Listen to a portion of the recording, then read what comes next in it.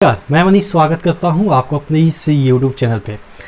दोस्तों 2-4 दिन पहले मैंने एक वीडियो बनाया था आपके स्ट्रेटजी के ऊपर। ग्रुप डी में क्या स्ट्रेटजी होनी चाहिए, जो आपका एग्ज़ाम 15 दिसंबर से जैसा कि टेंटेटिव वर्बली कहा गया है, तो आपकी क्या स्ट्रेटजी होनी चाहिए ग्रुप डी के रिगार्डिंग, उसके रिगार्डिंग मैंने एक वीडियो डाला था। और एक NTPC के रिगार्डिंग कि उसमें आपकी क्या स्ट्रेटजी होनी चाहिए, तो वीडियो डाला था। तो उसमें मैंने ये बताया था कि देखिए करंट आपको किस तरह से पढ़नी है। करंट आपको करंट की तरीके से नहीं पढ़नी है, इसको आप स्टैटिक बना लेंगे उस तरीके से पढ़ना है। स्टैटिक हालांकि नहीं है, मैं जो बात बता रहा हूँ वहाँ पे पहुँचने की कोशिश कीजिएगा। मैं क्या बता रहा हूँ कि आपका जो करंट 9 या 8 नंबर या 10 नंबर जो भी मैक्सिमम पूछे जाएंगे, तो उसके लिए आपको डेली 1 घंटा 1.5 घंटा देने की आवश्यकता नहीं है। आप 15 दिन देंगे, 15 दिन में आपका करंट जो भी, अगर आपका करंट सपोज 9 नंबर का पूछा जाएगा तो उसमें 7 नंबर मैं आपको गारंटी लेता हूं कि इसी में से आएगा। 1-2 नंबर इधर उधर से छिटक जाते हैं, लेकिन जो मैं टॉपिक बता रहा हूं आज, अगर 9 क्वेश्चन आते हैं करंट में तो 7 या 8 क्वेश्चन, एक को मैं इसलिए नहीं बता रहा हूं कि 9 में 9 आएंगे, क्योंकि मैं मतलब ओवर कॉन्फिडेंस होना नहीं चाह रहा है, क्योंकि एक्सेप्शन हर जगह है। तो यहाँ पे भी हो सकता है एक्सेप्शन में 1-2 क्वेश्चन इधर उधर से छिटक जाएं। तो ये मैं बोल रहा हूँ कि 9 क्वेश्चन अगर पूछे जाएंगे आपके करंट में, तो 7 क्वेश्चन इसी टॉपिक से आएगा। और इसके लिए आपको ज़्यादा इधर उधर से पढ़ने की आवश्यकता नहीं है। जहाँ पे ये चीज़ें कंपाइल करके दी गई है वो चीज़ें आप इकट्ठा कर लें। अगर ये वाला टॉपिक कहीं पे अलग कंपाइल करके रखा है तो वहाँ से आप पढ़ लें। और ये जितने भी टॉपिक मैंने दे रखे हैं यहाँ पे बोर्ड पे, मैंने जितने भी टॉपिक आपको बताए हैं उसी में से आपको पढ़ना है। ज़्यादा इधर उधर करेंगे तो पढ़ाई मतलब कि तो हो जाएगी, लेकिन आपका स्मार्ट स्टडी नहीं होगा। तो कहने का मतलब ये है कि आपको इन्हीं टॉपिक से पढ़ना है। 1 नंबर के लिए आपको इधर उधर ज़्यादा 2 घंटे 3 घंटे लेबर नहीं करना है। आप जितना लेबर यहाँ पे करेंगे ना, उतना लेबर अगर मैथ्स, रीजनिंग और साइंस पे कर देंगे तो आप कहीं टॉपर ना हो जाएं, ठीक है ना। तो मतलब स्मार्ट स्टडी का मैं आपको तरीका बता रहा हूँ कि आपको करंट अफेयर्स में कहाँ से पढ़नी है, ठीक है। पहले टॉपिक को डिस्कस कर लेते हैं। अवार्ड्स काफ़ी महत्वपूर्ण है। देखिए ये मैं जो बता रहा हूँ वो ग्रुप डी और NTPC दोनों के लिए है। ये चीज़ें आपके बैंकिंग में काम नहीं आएगी, ये चीज़ें और भी जो एग्ज़ाम होते हैं वहाँ पे काम नहीं आएगी, क्योंकि जो RRB का पैटर्न है, यानी कि रेलवे का पैटर्न है, उसको तकरीबन 4 साल से मैं एनालाइज कर रहा हूँ, उसी फील्ड में हूँ। तो लगभग मुझे कन्फर्म हो गया कि कहाँ से ये पूछते हैं क्वेश्चन। आप देखेंगे पिछला जितना भी सेट उठा के देखेंगे इन्हीं टॉपिक में से आपको मिलेंगे, ठीक है। तो अवार्ड कौन, अवार्ड जो गवर्नमेंट देती है, ठीक है, सेंट्रल गवर्नमेंट, स्टेट गवर्नमेंट। हालांकि स्टेट वाला जो अवार्ड देती है वो कम ही पूछे जाते हैं। अभी थोड़ा बारिश हो रही है तो आवाज़ जा रही होगी बारिश की, ठीक है, कोप अप कीजिएगा। तो सेंटर के जितने अवार्ड होते हैं वो तो इम्पोर्टेंट हैं, स्टेट वाला उतना इम्पोर्टेंट नहीं है। तो ये नहीं भी याद करते हैं, लगभग नहीं है याद करना है, ठीक है। लेकिन सेंटर वाला जितने अवार्ड देते हैं, जैसे आपके सिविलियन अवार्ड की बात करें, भारत रत्न हो गया, पद्म विभूषण हो गया, और पद्म विभूषण, पद्म, ये सब चीज़ें तो इतने लोगों को मिलता है कि उतना याद भी नहीं रखेंगे। तो उसमें से भी आपको सिलेक्टिव चुनना है कि कौन इसमें फेमस पर्सनालिटी हैं, ठीक है, अपने क्षेत्र में। जैसे अगर कबड्डी के लिए दिया गया है, कबड्डी में 10-15 गो को, सपोज 10 गो को दिया गया है, तो 10 को याद तो नहीं करेंगे, उसमें से देखेंगे कि उसमें से सबसे ज़्यादा फेमस कौन सा है, ठीक है। तो इस तरह से आपको याद करना है।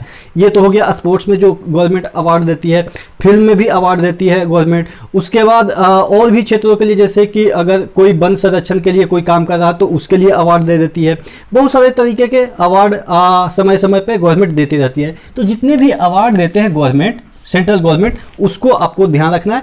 और उसके बाद फिल्म अवार्ड, ठीक है, फिल्म अवार्ड में मतलब कि जो गवर्नमेंट दी तो दी, लेकिन आपस में ही ये लोग बांट लेते हैं अवार्ड। जैसे आईफा अवार्ड है, ठीक है, आईफा में कौन से मूवी को बेस्ट एक्टर का पुरस्कार मिला, कौन से मतलब मूवी को बेस्ट मूवी का अवार्ड मिला, और कौन से एक्ट्रेस को बेस्ट एक्ट्रेस का अवार्ड मिला। इस तरह के जो अवार्ड होते हैं जो कि आपस में बांटते रहते हैं ना।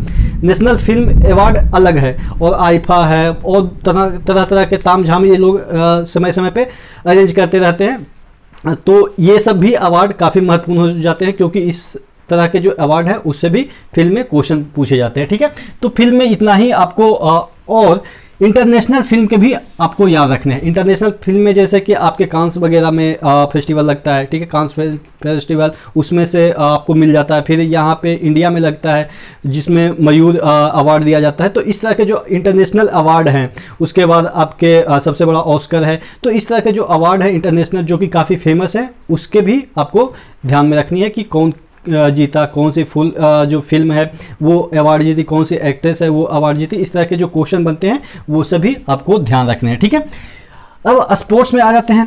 स्पोर्ट्स में आपको ध्यान रखना है कि जो नेशनल स्पोर्ट्स पर्सन होते हैं जो कि काफ़ी फेमस रहते हैं अपने क्षेत्र में, जैसे जिम्नास्ट में दीपा है, इसी तरीके से जेवलियन थ्रो है, उसमें कोई और भी हैं, ठीक है। इस तरह के जो आप समझते हैं कि जो गुमनामी में जीते हैं लेकिन बहुत अवार्ड जीतते हैं, भारत से बाहर जाते हैं तो बहुत सारे मेडल वगैरह जीतते हैं, तो जो हाईलाइटेड होते हैं, जो काफ़ी फेमस होते रहते हैं समय समय पे अपने खेल में, उनको ध्यान में रखना है कि वो कौन सा खेल खेलते हैं और वो कौन सा मेडल जीत रहे हैं या कौन सा ट्रॉफी जीत रहे हैं। इंडिविजुअल की बात करें, टीम में तो फोकस में रहता है कि कबड्डी जीता इंडिया के, फुटबॉल जीता कि क्या जीता, टीम तो फोकस में रहता है, लेकिन इंडिविजुअल पे आपको ज़्यादा फोकस करनी है, क्योंकि इंडिविजुअल से भी क्वेश्चन काफ़ी पूछे जाते हैं कि फलाना जो स्पोर्ट्स पर्सन है वो हंगरी में जाके कौन सा कप जीत गए, इस तरह के वो कौन से खेल से बिलोंग करते हैं। इस तरह के क्वेश्चन आपको ध्यान रखने हैं स्पोर्ट्स में, ठीक है। नेशनल जो पर्सन है स्पोर्ट्स पर्सन, उनके बारे में आपको कि वो जो जीतते हैं वो आपके ट्रॉफी याद रखनी है कि, और कौन से खेल से संबंधित है वो भी चीज़ें आपको याद रखनी है,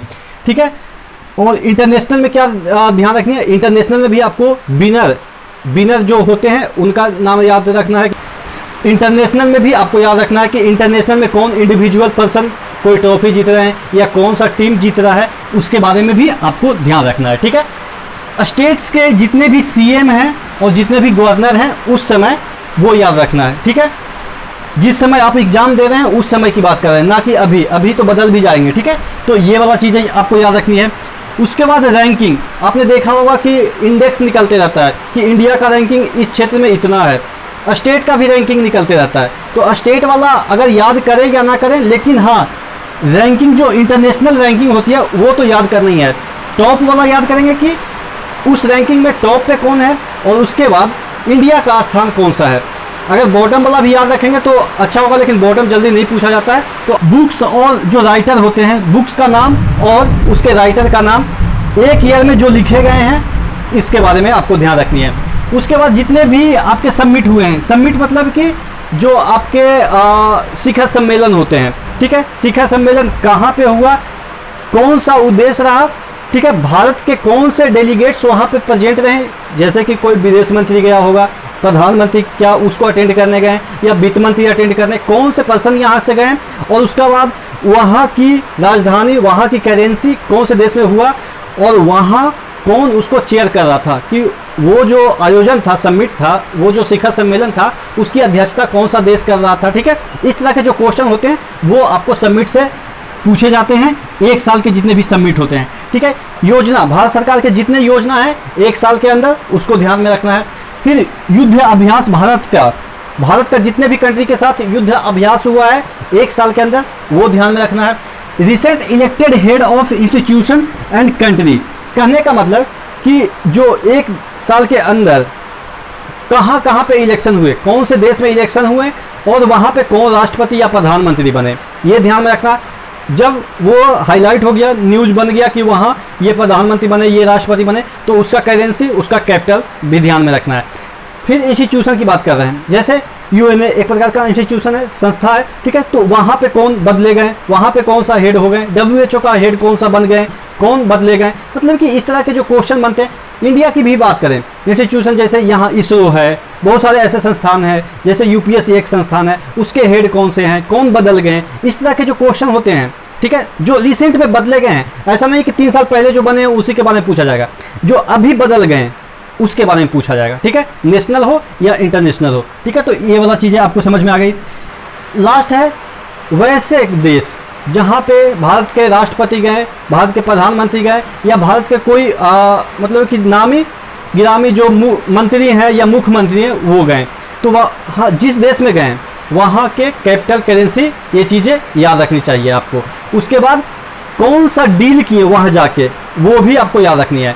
और बाहर के जो डेलीगेट्स आए या बाहर के जो राष्ट्रपति प्रधानमंत्री इंडिया आए, तब भी आपको वही याद रखना कि उनके कंट्री का करेंसी कैपिटल क्या है और इंडिया आने के बाद क्या डील किए वो भी याद रखना। जैसे अगर कोई बाहर देश का कोई आता है यहाँ पे इंडिया में, कोई राष्ट्रपति आता है और बोलता है कि हम यहाँ पे मुरादाबाद में AK-47 का एक फैक्ट्री लगाएंगे, तो आपसे पूछा जाएगा कि कौन से देश के राष्ट्रपति ने ऐसा घोषणा किया। ठीक है, तो इस तरह के क्वेश्चन आपसे पूछे जाएंगे। तो मुझे लग रहा है कि इन सभी टॉपिक को अगर आप कवर कर लेते हैं, तो मुझे लग रहा है कि आप अगर 9 क्वेश्चन है तो 7 क्वेश्चन तो कन्फर्म आप पढ़े हुए होंगे। वो अलग बात है कि आप याद किए नहीं है, वो तो आप पे डिपेंड करता है, लेकिन हाँ 7 क्वेश्चन तो आपको, 7 से 8 क्वेश्चन, एक ही क्वेश्चन मैं गारंटी नहीं लेता हूँ कि नहीं पढ़े होंगे, बाकी आपके सभी पढ़े होंगे। और इसके लिए रोजाना आपको पढ़ने की आवश्यकता नहीं है,